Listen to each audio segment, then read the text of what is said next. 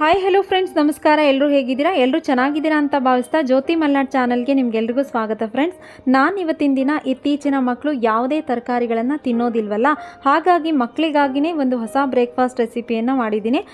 ಅದ್ರ ಜೊತೆಗೇ ನಾನು ಒಂದು ಪ್ರೋಟೀನ್ ಸಿಗುವಂತಹ, ಚಳಿಗಾಲಕ್ಕೆ ಹೆಲ್ಪ್ ಆಗುವಂಥ ಒಂದು ಜ್ಯೂಸ್ ರೆಸಿಪಿಯನ್ನು ಕೂಡ ಮಾಡಿದ್ದೆ. ಅದನ್ನು ಕೂಡ ನಿಮ್ಮೊಟ್ಟಿಗೆ ಶೇರ್ ಮಾಡ್ತಾ ಇದ್ದೀನಿ. ನಾನು ಮಾಡುವಂತಹ ವೀಡಿಯೋಸ್ಗಳು ಮತ್ತು ರೆಸಿಪಿಗಳು ನಿಮಗೆ ಇಷ್ಟ ಆಗ್ತಿದೆಯಾ ಫ್ರೆಂಡ್ಸ್? ಇಷ್ಟ ಆದರೆ ಪ್ಲೀಸ್ ಲೈಕ್ ಮಾಡೋದನ್ನು ಮರಿಬೇಡಿ. ಹಾಗೆ ಕಮೆಂಟಲ್ಲಿ ತಿಳಿಸ್ಕೊಡಿ ನನಗೆ, ಯಾಕಂದರೆ ನಾನು ಮಾಡುವಂಥ ಹೊಸ ಥರ ರೆಸಿಪಿಗಳು ನಿಮ್ಗೆ ಇಷ್ಟ ಆಗ್ತಿದೆಯಾ ಅಂತಂದರೆ ನನಗೆ ಕೂಡ ಇನ್ನೂ ಮುಂದೆ ಹೆಚ್ಚು ಮಾಡಲಿಕ್ಕೆ ಹೆಲ್ಪ್ ಆಗುತ್ತೆ. ಹಾಗೆಯೇ ಇವತ್ತಿನ ದಿನ ಈ ರೆಸಿಪಿ ಜೊತೆಗೆ ಕೆಲವು ಟಿಪ್ಸ್ಗಳನ್ನು ಹೇಳ್ತಾ ಇದ್ದೀನಿ. ಹಾಗೆ ನಾನು ತೊಗೊಂಡಿರುವಂತಹ ತರಕಾರಿಯಿಂದ ಎಷ್ಟೆಲ್ಲ ಪ್ರಯೋಜನಗಳಿವೆ ಅಂತ ಹೇಳಿ ತಿಳಿಸ್ಕೊಡ್ತಾ ಇದ್ದೀನಿ. ಬನ್ನಿ ಫ್ರೆಂಡ್ಸ್, ನಾನಿಲ್ಲಿ ಹಿಂದಿನ ದಿನ ತರಕಾರಿಗಳನ್ನೆಲ್ಲ ತೊಗೊಂಡಿದ್ದೆ. ಸೊ ತರಕಾರಿ ತೊಗೊಂಡು ನನಗೆ, ಯಾಕಂದರೆ ಡೇ ಎಲ್ಲ ಟೈಮ್ ಸಿಗಲಿಲ್ಲ, ಹಾಗಾಗಿ ನೈಟ್ ಮಲಗುವಾಗ ಎಲ್ಲ ಅಡುಗೆ ಮನೆಯೆಲ್ಲ ಕ್ಲೀನ್ ಮಾಡ್ಕೊಂಡ್ಬಿಟ್ಟು ತರಕಾರಿ ಎಲ್ಲ ಫಸ್ಟು ವಾಶ್ ಮಾಡಿ ಒಂದು ಬಟ್ಟೆ ಮೇಲೆ ಹಾಕಿ ಮುಚ್ಚಿಟ್ಟು ಹೋಗಿದ್ದೆ. ಯಾಕಂತಂದರೆ ಅದು ನೀರೆಲ್ಲ ಡ್ರೈ ಆಗುತ್ತೆ, ಸೊ ಆಮೇಲೆ ಎತ್ತಿಟ್ಕೋಬೋದು ಅಂತ ಹೇಳಿ. ಯಾಕಂದರೆ ನೋಡಿ, ಬೀಟ್ರೂಟಲ್ಲೇ ಯಾಕೆ ವಾಶ್ ಮಾಡಿದ್ದೀನಿ ಅಂತಂದರೆ ಅದರಲ್ಲಿ ಮಣ್ಣಿರುತ್ತೆ, ಪೊಟ್ಯಾಟೋಲ್ಲೂ ಅಷ್ಟೇ ತುಂಬ ಮಣ್ಣಿರುತ್ತೆ. ಸೊ ಒಂದ್ಸರಿ ನೀವು ಎಲ್ಲವನ್ನು ಕ್ಲೀನ್ ಮಾಡಿ ಇಟ್ಕೊಂಡ್ರಿ ಅಂತಂದರೆ ನಿಮ್ಮ ಟೈಮ್ ಸೇವ್ ಆಗುತ್ತೆ, ಮತ್ತೆ ತೊಳೆಯುವಂತಹ ಪ್ರಸಂಗ ಬರೋದಿಲ್ಲ. ಫ್ರೆಂಡ್ಸ್, ಇವತ್ತಿನ ಬ್ರೇಕ್ಫಾಸ್ಟ್ ರೆಸಿಪಿ ಏನಪ್ಪ ಅಂತ ಅಂದರೆ, ಒಂದು ತರಕಾರಿ ಹಲವಾರು ಪ್ರಯೋಜನ. ಯಾಕಂದರೆ ನಾನು ಮಾಡ್ತಾ ಇರೋದು ಇವತ್ತು ಬೀಟ್ರೂಟ್ ರಸದಿಂದ ಚಪಾತಿ, ಬೀಟ್ರೂಟ್ ಪಲ್ಯ, ಹಾಗೆ ಬೀಟ್ರೂಟಿಂದನೇ ಜ್ಯೂಸನ್ನು ಮಾಡಿ ತೋರಿಸ್ತಾ ಇದ್ದೀನಿ. ಇವತ್ತಿನ ರೆಸಿಪಿ ಬಂದು ಮಕ್ಕಳಿಗಾಗಿಯೇ ನಾನು ಮಾಡಿ ತೋರಿಸ್ತಾ ಇರೋದು. ಯಾಕೆಂದರೆ ಇತ್ತೀಚಿನ ದಿನಗಳಲ್ಲಿ ಯಾವ ಮಕ್ಕಳು ಕೂಡ ತರಕಾರಿಯನ್ನು ತಿನ್ನೋದಿಲ್ಲ. ಯಾಕಂದರೆ ಅವರು ಹಸಿ ತರಕಾರಿಯಲ್ಲಿ ಕುಕುಂಬರ್ ಮತ್ತು ಕ್ಯಾರೆಟ್ ತಿಂತಾರೆ ಬಿಟ್ಟರೆ ಇನ್ನು ಕುಕ್ ಮಾಡಿರುವಂಥ ಯಾವುದೇ ತರಕಾರಿಗಳನ್ನು ತಿನ್ನೋದಿಲ್ಲ. ಎಸ್ಪೆಷಲಿ ನನ್ನ ಮಗಳು ಕೂಡ ನಮ್ಮ ಮನೆಯಲ್ಲಿ ಯಾವುದೇ ಕುಕ್ ಮಾಡಿರುವಂತಹ ತರಕಾರಿಗಳನ್ನು ತಿನ್ನೋದಿಲ್ಲ. ಅವಳು ಕೂಡ ತಿನ್ನೋದು ಕುಕುಂಬರ್ ಮತ್ತು ಕ್ಯಾರೆಟ್ ಬಿಟ್ಟರೆ, ಅದು ಹಸಿದು ಬಿಟ್ಟರೆ ಯಾವುದನ್ನು ಕೂಡ ತಿನ್ನೋದಿಲ್ಲ. ಹಾಗಾಗಿ ಅವರಿಗೋಸ್ಕರ ನಾನಿವತ್ತು ಈ ರೆಸಿಪಿಯನ್ನು ತೋರಿಸ್ತಾ ಇದ್ದೀನಿ. ಫ್ರೆಂಡ್ಸ್, ಖಂಡಿತವಾಗ್ಲೂ ಇಷ್ಟ ಆಗುತ್ತೆ ಅಂತ ಅಂದ್ಕೊಳ್ತೀನಿ. ಯಾಕಂದರೆ ಈ ಥರ ಮಾಡಿದಾಗ ಅವರಿಗೆ ಬಿಸಾಕೋಕ್ಕೆ ಸಾಧ್ಯನೇ ಇಲ್ಲ. ಹಾಗಾಗಿ ನಾನು ಮಾಡಿ ತೋರಿಸ್ತಾ ಇದ್ದೀನಿ. ಫ್ರೆಂಡ್ಸ್, ಬನ್ನಿ ಹೇಗೆ ಮಾಡೋದು ಅಂತ ಹೇಳಿ ನೋಡೋಣ. ಮೊದಲಿಗೆ ನಾನಿಲ್ಲಿ ಹಿಂದಿನ ದಿನವೇ ತರಕಾರಿ ಎಲ್ಲ ತೊಳೆದು ಇಟ್ಕೊಂಡಿದ್ದೆ ಅಂತ ತೋರಿಸಿದೆ ನಾನು ಆವಾಗಲೇ. ಇವಾಗ ಡೈರೆಕ್ಟಾಗಿ ನಾನು ಬೀಟ್ರೂಟನ್ನು ಸಿಪ್ಪೆ ತೆಗೆದುಬಿಟ್ಟು ತುರಿದು ಇಟ್ಕೊಳ್ತಾ ಇದ್ದೀನಿ. ಫ್ರೆಂಡ್ಸ್, ಅದರಲ್ಲೇ ಒಂದು ಅರ್ಧ ಭಾಗವನ್ನು ಕಟ್ ಮಾಡಿಕೊಂಡು ಜ್ಯೂಸ್ಗೆ ಅಂತ ಹೇಳಿ ರೆಡಿ ಮಾಡಿ ಇಟ್ಕೊಳ್ತಾ ಇದ್ದೀನಿ. ಇವಾಗ ನನಗೆ ಚಪಾತಿ ಹಿಟ್ಟು ಕಲಸೋಕ್ಕೆ ಬೀಟ್ರೂಟ್ ರಸ ಬೇಕಲ್ವ, ಹಾಗಾಗಿ ಆ ತುರಿದಿರುವಂತಹ ಬೀಟ್ರೂಟ್ ಇದೆಯಲ್ಲ ಅದನ್ನು ಚೆನ್ನಾಗಿ ಕೈಯಲ್ಲಿ ಹಿಂಡ್ಕೊಂಡು ರಸವನ್ನು ತೆಗೆದುಕೋಬೇಕು. ಸೊ ಇವಾಗ ನಿಮಗೆ ರುಚಿಗೆ ತಕ್ಕಷ್ಟು ಉಪ್ಪನ್ನು ಹಾಕ್ಕೊಂಡು ನಿಮಗೆ ಚಪಾತಿ ಹಿಟ್ಟನ್ನು ಅದಕ್ಕೆ ನೀವು ಕಲಿಸ್ಕೊಳ್ಳಿ. ಫ್ರೆಂಡ್ಸ್, ಒಂದು ವೇಳೆ ನಿಮಗೆ ಇದೇ ರಸನೇ ಕರೆಕ್ಟ್ ಆಯಿತು ಅಂತಂದರೆ ನೀವು ನೀರೇನು ಆ್ಯಡ್ ಮಾಡಬೇಕಾಗಿಲ್ಲ. ಒಂದು ವೇಳೆ ಸಾಕಾಗಿಲ್ಲ ಅಂತಂದರೆ ಸ್ವಲ್ಪ ನೀರನ್ನು ಆ್ಯಡ್ ಮಾಡಿಕೊಂಡು ನೀವು ಮಿಕ್ಸ್ ಮಾಡಿ ಇಟ್ಕೊಳ್ಳಿ. ಸೊ ನೋಡಿ ಎಷ್ಟು ಚೆನ್ನಾಗಿದೆ ಕಲರು. ಸ್ವಲ್ಪ ಆಯಿಲನ್ನು ಸವರಿ ಒಂದು 10 ಮಿನಿಟ್ಸ್ ನೀವು ಬಿಟ್ಬಿಟ್ರೆ ಒಂದು ಹದಕ್ಕೆ ಬರುತ್ತೆ. ಫ್ರೆಂಡ್ಸ್, ಅದು ಅವಾಗ ನಿಮಗೆ ಲಟ್ಸೋಕ್ಕೆ ಈಸಿ ಆಗುತ್ತೆ. ಆವಾಗ ಚಿಕ್ಕ ಚಿಕ್ಕ ಉಂಡೆಗಳನ್ನಾಗಿ ಮಾಡ್ಕೊಂಡ್ಬಿಟ್ಟು ನೀವು ಒಂಚೂರು ತೆಳುವಾಗೇ ನೀವು ಚಪಾತಿಯನ್ನು ಲಟ್ಟಿಸ್ಕೊಂಡ್ರೆ ತುಂಬ ಚೆನ್ನಾಗಿರುತ್ತೆ. ಸೊ ಲಟ್ಟಿಸ್ಕೊಂಡು ತುಪ್ಪ ಆಗಲಿ ಸ್ವಲ್ಪ ಎಣ್ಣೆ ಆಗಲಿ ಸವರಿ ನೀವು ಮಕ್ಕಳಿಗೆ ತಿನ್ನಕ್ಕೆ ಕೊಟ್ರಿ ಅಂತಂದರೆ, ಸೊ ಇವಾಗ ಅದನ್ನು ಅವ್ರು ಬಿಸಾಕಕ್ಕೆ ಸಾಧ್ಯನೇ ಇಲ್ಲ. ಯಾಕಂತಂದರೆ ಬೀಟ್ರೂಟಲ್ಲಿರುವಂತಹ ಪ್ರೋಟೀನ್ ಎಲ್ಲ ನಾನು ಇವಾಗ ರಸದಲ್ಲೇ ಇರೋದ್ರಿಂದ ನಿಮಗೆ, ಸೊ ಇವಾಗ ತಿನ್ನಲಿಕ್ಕೂ ಕೂಡ ಚೆನ್ನಾಗಿರುತ್ತೆ. ಹಾಗೆ ಅವ್ರಿಗೆ ಬಿಸಾಕಕ್ಕೆ ಸಾಧ್ಯನೇ ಇಲ್ಲ. ಬೆಳಗ್ಗೆ ಏನು ಟಿಫನ್ ಮಾಡಬೇಕಪ್ಪ, ಅದರಲ್ಲೂ ಮಕ್ಕಳು ತಿನ್ನೋ ಥರ ಮಾಡಬೇಕು ಅನ್ನೋರು ಹೀಗೆ ಖಂಡಿತವಾಗ್ಲೂ ಮಾಡ್ಕೊಳ್ಳಿ. ಫ್ರೆಂಡ್ಸ್, ಚಪಾತಿ ಏನೋ ಕಲರ್ ಆಗಿ ರೆಡಿಯಾಗಿದೆ, ನೋಡೋಕೆ ಕೂಡ ಚೆನ್ನಾಗಿದೆ, ಚೆನ್ನಾಗಿ ಕೂಡ ಬಂದಿದೆ. ಇವಾಗ ನಾನು ಪಲ್ಯ ಮಾಡ್ಕೋಬೇಕು.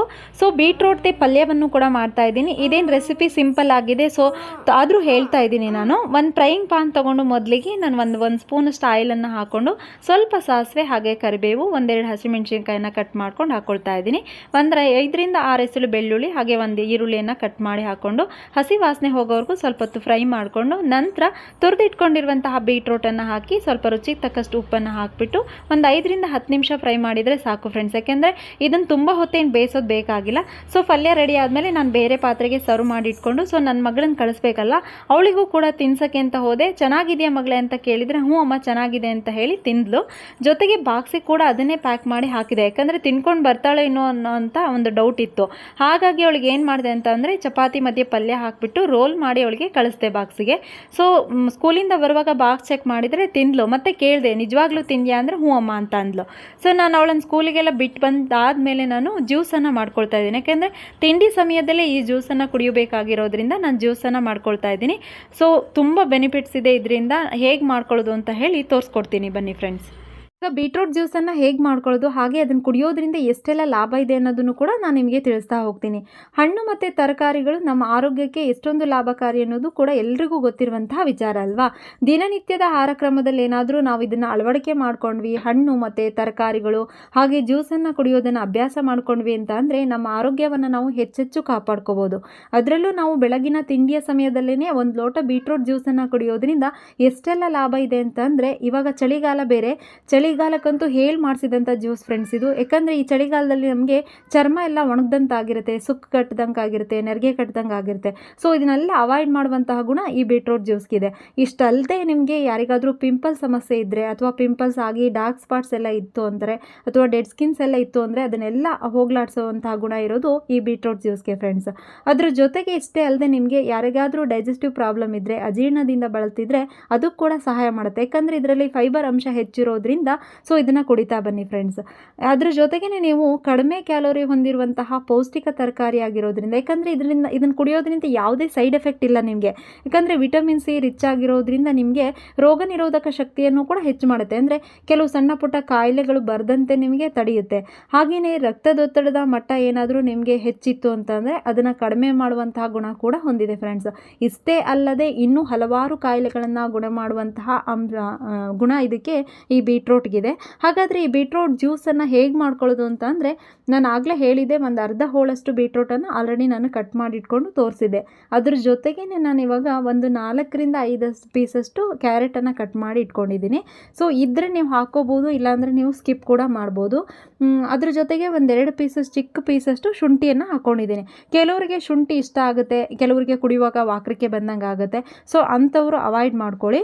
ಸೊ ಒಂದು ಇಡೀ ಬಾಳೆಹಣ್ಣನ್ನು ಹಾಕ್ಕೊಳ್ತಾ ಇದ್ದೀನಿ. ಯಾಕಂತಂದರೆ ಪಚ್ಚ ಬಾಳೆಹಣ್ಣನ್ನು ತೊಗೊಂಡಿದ್ದೀನಿ, ಸ್ವೀಟ್ ಆಗಿ ಖಾರವಾಗಿರಲಿ ಅಂತ ಹೇಳಿ. ಬಾಳೆಹಣ್ಣು ಕೂಡ ಒಳ್ಳೆಯದೇ ದೇಹಕ್ಕೆ.